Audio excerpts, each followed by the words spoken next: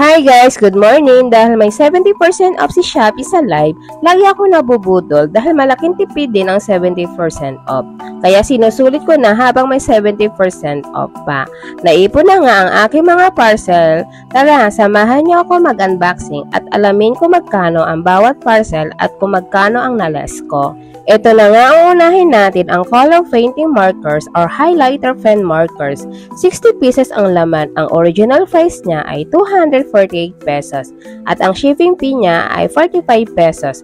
Tapos may 100 pesos na less, yun yung 70% off. Kaya ang binayaran ko na lang ay 193 pesos.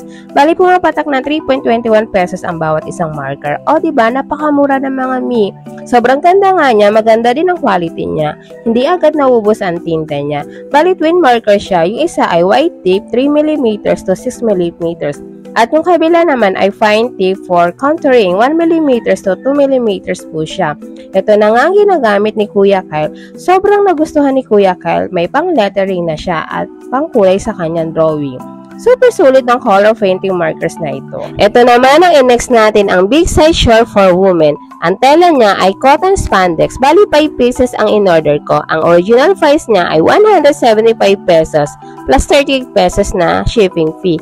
Minus 100 pesos na 70% off. Kaya ang binayaran ko na lang ay 113 pesos. Bali ang isa yung maabot ng 22 pesos. So nakamura ka na. May 22 pesos ka ng pangbahay. Next naman, ang 5 blades portable clip fan. Usong-uso nga ito dahil matipid ito sa kuryente. Ang original price niya ay 135 pesos. Ang shipping fee ay 38 pesos. At ang 70% off less ay 95 pesos. Kaya ang binayaran ko na lang ay 78 pesos. O diba, sa halagang 78 pesos, may portable clip fan ka na. Dito ko nga inilagay sa kusina para habang kumakain ang boss Alex ko ay hindi siya mainitan.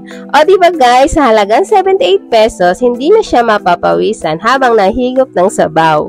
Ang next natin ay ang Ariel Powder Anti-Bac 1.16 kg. Original price niya ay 265 pesos. Ang shipping fee niya ay 55 pesos at ang 70 less off niya ay 150 pesos. Ang binayaran ko na lang ay 170 pesos. O diba, nakatipid ako ng 95 pesos. Maganda kasi ang Ariel Powder sa mga puting damit. Naman ang Sew and Panty. Simula bata pa ako, ito na binibili ng mama ko sa akin. Sobrang tibay kasi at cotton talaga ang tela niya. Kaya hanggang ngayon, ito pa din ang ginagamit ko. 1 dozen large size nga ang in-order ko. Ang original price nga niya ay 480 pesos. Bali, ang binayaran ko na lang ay 418 pesos. Nakatipid nga ako ng 62 pesos.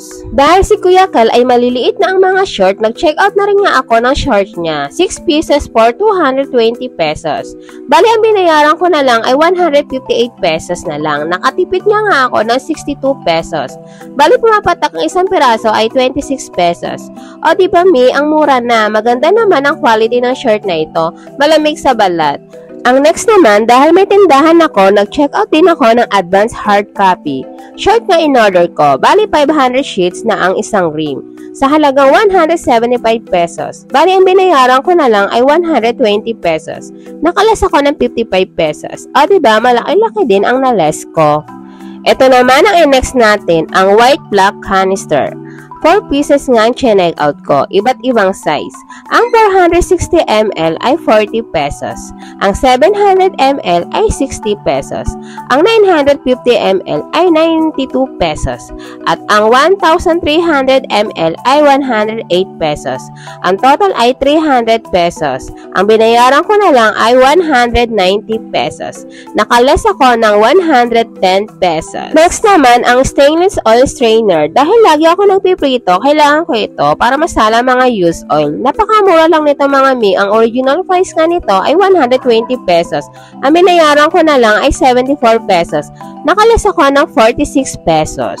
So ito naman ay para kay Day Kylie, ang EcoBoom Cloth Diaper made in Philippines. Dahil nag-sell si EcoBoom ay agad naman ako nag-check out nito. Dahil napakaganda ng quality ng cloth diaper na ito, mi. Hindi nga siya nagli-leak at maganda din ang pagkatahi at magagamit ito ni baby mo hanggang 3 years old. Kaya makakatipid ka talaga sa diaper. Pero syempre, magiging masipag ka nga lang maglaba at makakatulong pa tayo sa ating nature, less na sa basura. Sa halagang 200 pesos, 3 pieces na siya. Sulit na sulit ang presyo. Hindi pa nga ito na less ang 70% off. dahil hindi ko ito na-check out sa live. Kaya sayang din, pero okay pa rin kasi naka-sale naman sila. Next naman, ang Personal Collection Eternity Fabric Conditioner 1000 ml. Ang price niya ay 165 pesos. Ang binayaran ko na lang ay 103 pesos. Nakalas nga ako na 62 pesos. Hindi nga ako nagsisi sa pag-check out nito, Mi, dahil ang bango nga niya, kaya i-try nyo na. Dahil nga wala akong basurahan sa kusina, naghanap ako sa live ng basurahan at ito ang nakita ko. Kagaya sa dati kong basurahan, ganito din yun. Ang bili ko nga noon ay nasa 300 pesos. Pero nagulat ako, napakamura lang pala nito sa Shopee. Ang price nga niya ay 185 pesos. Bali, ang binayaran ko na lang ay 123 pesos. Nakalas ako ng 62 pesos. O diba, Mi, napakamura na. Sobrang saya ko nga nung nakita ko ito. Ganitong basurahan niya kasi ang tamang-tama sa aming kusina. Next, itong gunting, 2 pieces ng chinek out ko. Dahil nagpasabay din kasi si ninang ko, 50 pesos ang isa. At itong 4-layer moving rack storage ay 189 pesos.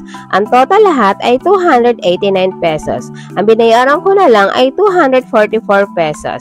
Nakalas nga ako ng 45 pesos. Maganda din ang storage na ito. Bali, lagyanan ko ito ng mga diaper, cloth diaper, wipes, at kung ano-ano pa para hindi makalat. Dahil nauuso nga itong lagyanan ng bigas, hindi nga ako nag-alinlangan na mag-check out nito at matagal ko na rin kasi gusto magkaroon nito. Nung nakita ko ito sa orange basket sa live, ay sobra ako natuwa. Agad kong check out. Ang original price nga nito ay 299 pesos. Ang binayaran ko na lang ay 249 pesos. Nakalas ako ng 50 pesos. Bali 12 kilograms ito. Super nagustuhan ko nga ito. Sa wakas, may lagyanan na ako ng bigas. Dahil sa sako lang nakalagay ang bigas namin. O diba, Mi, papindot-pindot na lang ang pagkuha ng bigas. Ito na ang pinakalas, ang milk tank non-stick pot. 33 cm ang sukat niya. Malaki siya, Mi, at ang bigat din. Unang checkout ko nga ay ang pot lang, walang takip, sa halagang 224 pesos. Ang binayaran ko na lang ay 129 pesos. Nung dumating ang pot ko, nagkamali ako, dapat with cover na pala ang checkout ko. Kaya nag-checkout ulit ako ng takip. Sa halagang 299 pesos, ang binayaran ko na lang ay 204 pesos. O diba, mas mahal ang takip kaysa sa pot. So, pinagsama ko na lang ang total ng takip at pot sa halagang 523 pesos. Ang total na binayaran ko ay 333 pesos. Bali, Mi, ang pot at ang takip ay 333 pesos lang. O diba, napakamura na. Nakalas ako ng 190 pesos. At ang quality ng pot nito ay non-stick po talaga. Nagluto ako ng egg na walang mantika, so ayun, hindi nga siya dumakit, Mi. Kaya check out na mga Mi. Sa totoo lang, mas malaki ang less ko kung hindi ko isasama sa computation ang shipping fee. Pero sinama ko dahil kasama yun sa binayaran ko. So ayan na ang mga nabudol ko sa Shopee Live. Kaya kayo mga Mi, magpabudol na rin kayo hanggang may 70% off pa sa live si Shopee. Malaki talaga ang malales nyo. Lalo na ngayon magpapasko, mag-ipon na kayo ng panggi para makatipid kayo. So hanggang dito na lang. Salamat sa panonood. Bye-bye. Thank you very much.